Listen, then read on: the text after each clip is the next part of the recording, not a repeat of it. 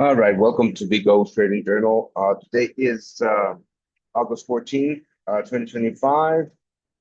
New York session. Here are my executions: three trades, two wins, one break even. So why don't we start with by looking at this? All right. So everything looks good here. Let's fast forward. This was a very nice. There we go. So execution wise, I think I like it. I like it in the sense that both break out of the opening range and the VWAP right here. So let's see how this played out. Stops were of course below the previous structure lows. So that was okay, I guess. Let's see. I'm gonna fast forward, taking a little hit there.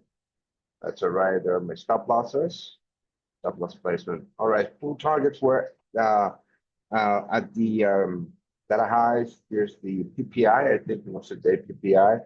Data highs here on the Nasdaq. Um, that was the opening range on the Nasdaq, but we were very, very far away from the VWAP on the Nasdaq. The S&P 500 trading a little bit tighter is what I think about that possible or that setup. So there we go. Get rid of all of it.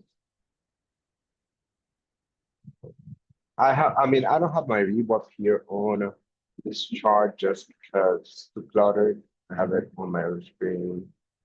All right, so I think I took most of my position on that top right there. So yeah, I took most of my position here on this pop. Now that was good. That was a good decision. Um, I saw the Nasdaq closing in towards those data highs. So um, what I what I wanted or what I didn't want to see was Nasdaq just reversing right from the data highs on a pop, right? Putting pressure on my long trade here. So I did just close that most of it on that pop right here. Gonna see me sell at market, three contracts right here, three contracts. Very nice trade. Boom. Stops to break even, and I got stopped out. I got stopped out at break even on the rest of my position. So trade management. I'm gonna give myself an A. Also set up an A plus. This is a pretty standard setup for the opening range breakout. And let's go and see about that second trade of the day. Right there. All right, so here are my executions. Of course, I bought that opening range. Now I'm looking at the 15-second chart, right? Because I'm looking at possible opening range bounces. So I got stopped out at break even here, and here was the VWAP at the moment of that trade. I was looking for possible longs again on the S&P 500. Now I'm gonna pause this because there's something that I need to talk to myself about. So execution wise or setup wise, I do like the setup in the sense that we bounce off of the opening range highs and we bounce off of the VWAP. So everything was club set with those two checks on my checklist. Now, let's delete all of this.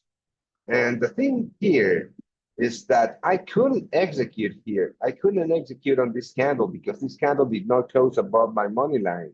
So I cannot execute there. I had to execute at this candle right here, making my risk a little bit higher, and my entry quite mediocre. Yeah, my entry was quite mediocre. Also, Nasdaq very close to those data highs, something that I didn't like, and the Nasdaq not closing above that money line. What I digged about this one is that we did have some very, very noticeable divergence on the lows, but also what I didn't like is that the S&P 500 did not liquidate these lows. So overall, this is not a good setup. I shouldn't have taken it. And yeah, let's continue playing this out. I'm gonna fast forward this. Boom, boom, boom, boom. Adjusted risk there. So 3 contracts long here, and yeah, I mean, I did absolutely nothing here. Um, I did absolutely nothing for a while. I mean, price chopped around. And here, I mean, on that pop, I mean, I can't exit on that pop, man. I just can't. So I should have exited here, but you know what? There's two things that I could have done better. We created a new structure high, so I could have moved my stop losses to the next structure low, which would have made my risk super tight, but I would have lost this trade. You're going to see that. Boom, boom, boom, boom. So right there on that chop, I mean, uh, if observation tells me something, it's that I should definitely avoid these chops.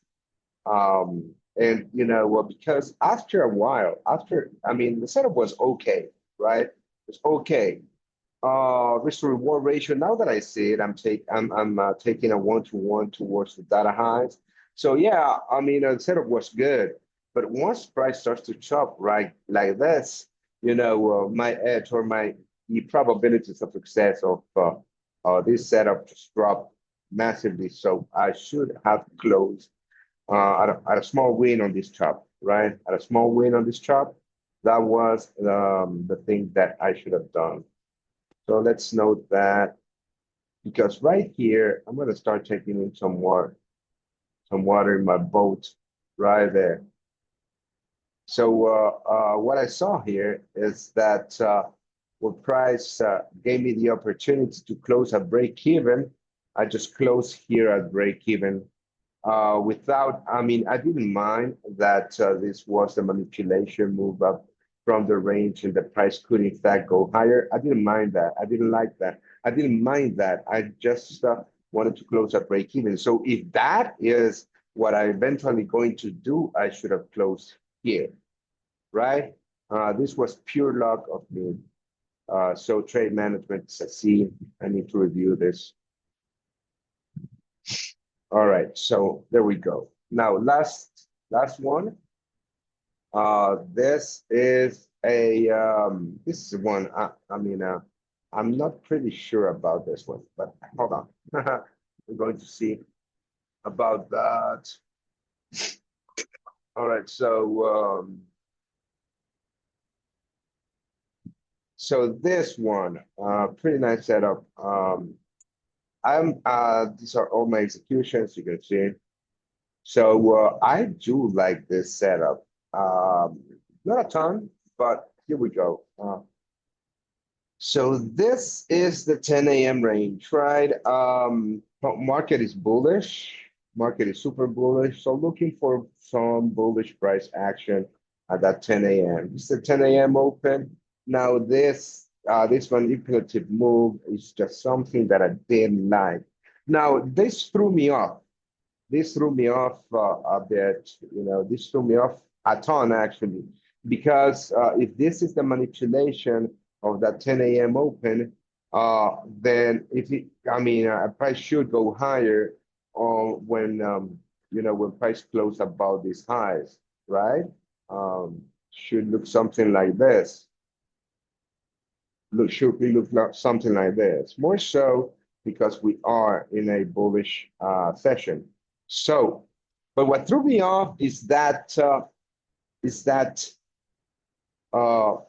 the manipulation was very, very, very tiny, was very, very tiny.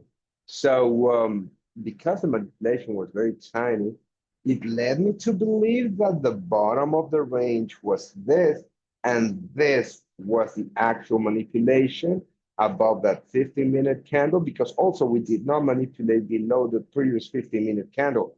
So I was torn, right? I thought that I was on the wrong side of this 4-hour candle. Yeah, most importantly because I saw that 15-minute range manipulate on the Nasdaq manipulating to the highs. So I almost closed my trade, but the decision to take that trade was already made. Now, or to take on that risk. Now, let's see what happens here. What happened here is that I started to draw down on my trade. Right now, at this moment, I was convinced that I was on the wrong side of the market. I was convinced that I was on the wrong side of the market. But I wasn't going to close my trade here because, nothing else than what I thought was telling me that I was on the wrong side of the market. Also, I mean, if you look at this again, this manipulation, all right, this manipulation right here did not manipulate at below the previous candle lows, but it did manipulate below the previous candle's high. So again, that led me to believe that this was printing to be a 4-hour bearish candle. And but I held on to my trade, you know. I did wanted to close as soon as I was in profits though. So there we go. I was on a 1-to-1.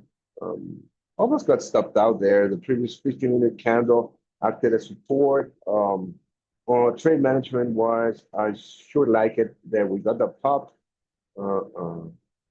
And there we go. So when I hit that pop, I just closed most of my position, move my stop loss to break even. Yeah, right there. And I was happy with the outcome. I didn't like how uncertain I was of this trade. I got stopped out of break even on the risk and price just to continue higher, right? Right now it's trading at 2,400. The Nasdaq trading at 2,400. Let's see the S&P 500. The S&P 500 trading at 64.91 and a quarter. So around these levels, trading around these levels, around the data highs. So I did miss on a little bit of profit, but I mean, happy with the outcome. Just didn't like the way that I felt throughout the trade. I felt uncertain because this tiny manipulation here. I'm still uncertain that this was the actual manipulation and that we are not actually on this manipulative leg to the upside just to go lower. I'm still uncertain about that. But in any case, nice green session. And yeah, that's it.